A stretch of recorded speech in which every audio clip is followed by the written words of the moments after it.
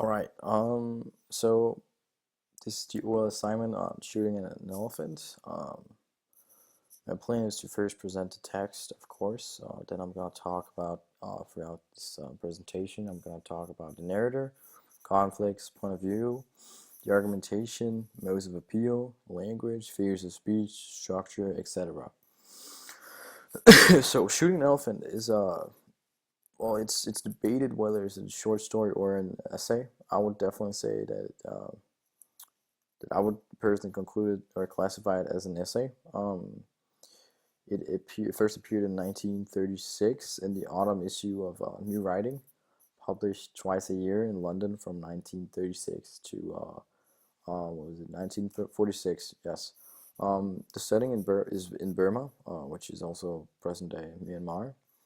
So it's set in 1920s when the country was a province of India, and the actions takes place in the town of Moulmein in the southern part of the province, also called Lower Burma.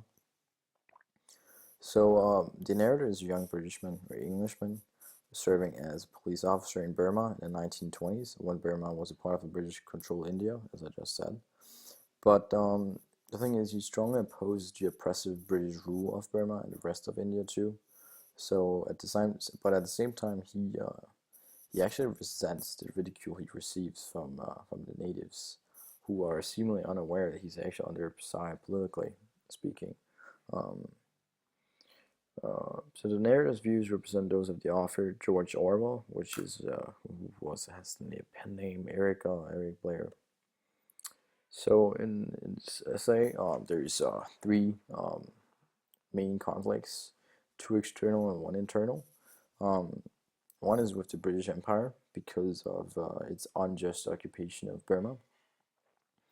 Another is with the Burmese people because of their mockery of him as a representative of the British Empire.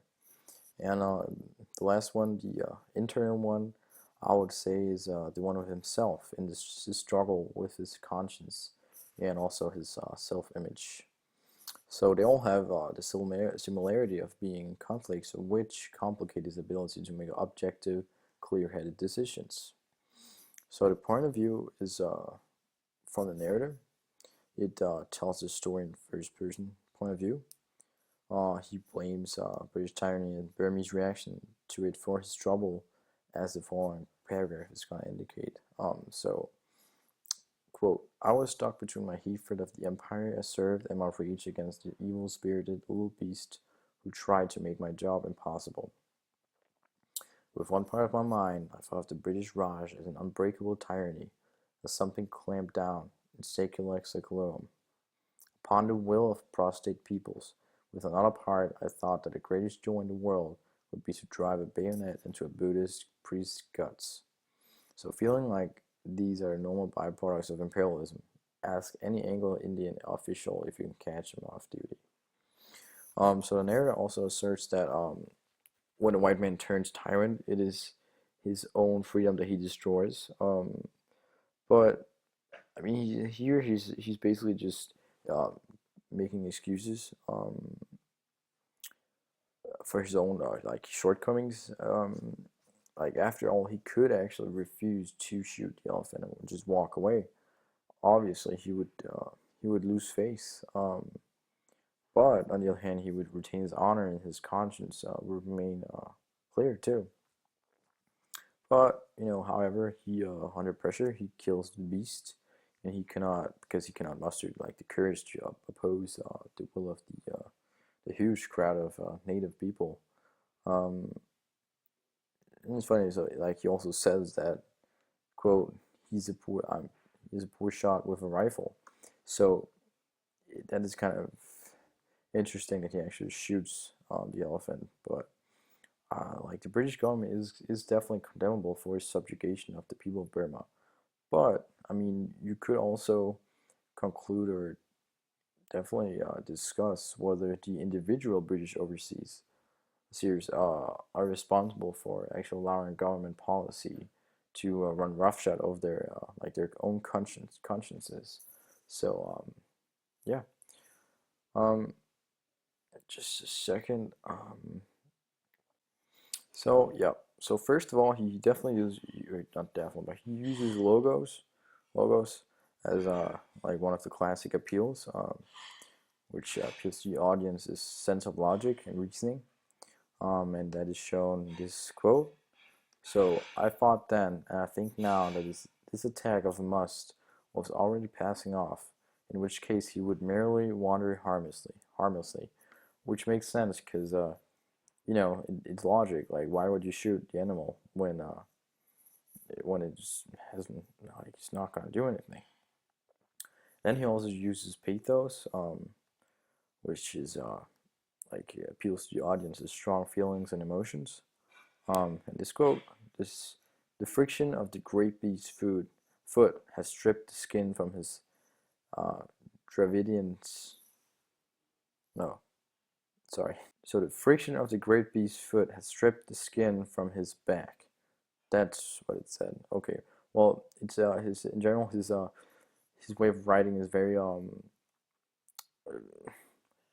very describing in the sense of like this quote, and also when he describes just the whole scene where he shoots the elephant is very uh, describing, um, and definitely appeals to the reader's emotions and feelings. Yep. So um talking about his language, I mean, he uses alliterations, paradoxes, but definitely he also uses metaphors, which is obviously is the comparison of unlike things without using, words like actually, and as, then, whatever. So he, for example, he uses in this quote, "I was only an absurd puppet pushed to and from by the will of those yellow faces behind." Where he obviously like compares himself to a puppet. That is a clear metaphor.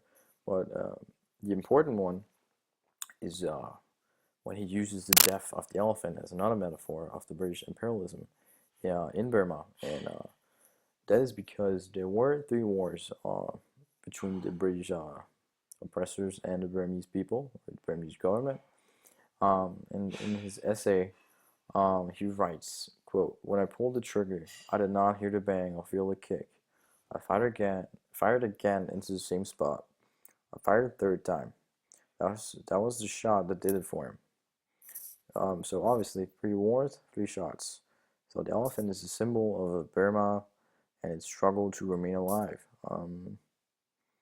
Yeah, so like finally staying down after the third shot, the elephant still lives for actually I think it's like 30 minutes, but yeah, it still lives for a long time, and just as the Burmese people are still there, but with less strength and hope after the wars, and they're now controlled by the British.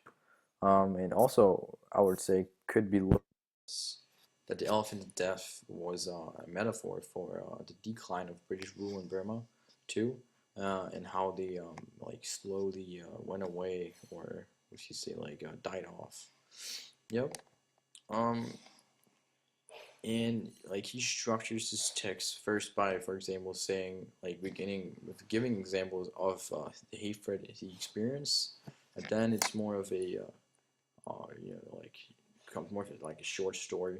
You could say, when he describes the whole scene with the elephant, and he starts, but it then becomes more of an essay because he starts arguing why he had to shoot the elephant, and why the crowd was expecting him to do it, and yeah, it's just an excuse. He comes with a lot of excuses. Yeah. So putting the text into perspective, we have read The White Man's Burden, which is also a text from Kipling. Um, it was written in 1899. Yep. Um, and I mean, I would definitely like compare them because both works condemn imperialism because of it upset like human relationships in general. And those in power use force to remain in power, but they're also you could say insecure because those who are oppressed hold some form of power over oppressors because of the power. With the power comes certain expectations. But still, always like the oppressed don't rebel because the oppressors hold enough military power and political power to discourage them, as we saw. Um, and I would say also to like neither work says what relationship of power should look like, and both are very you could say dry and cynical, especially the white man's burden. And like it makes me think that like these two authors are saying that imperialism doesn't ruin power relationships, but it just you could say it reveals their true nature. Um, and it has always been oppressor versus oppressed, not just imperialist times. Like power and identity is defined by the opposing party, and it's also like you could say therefore evaluated by them.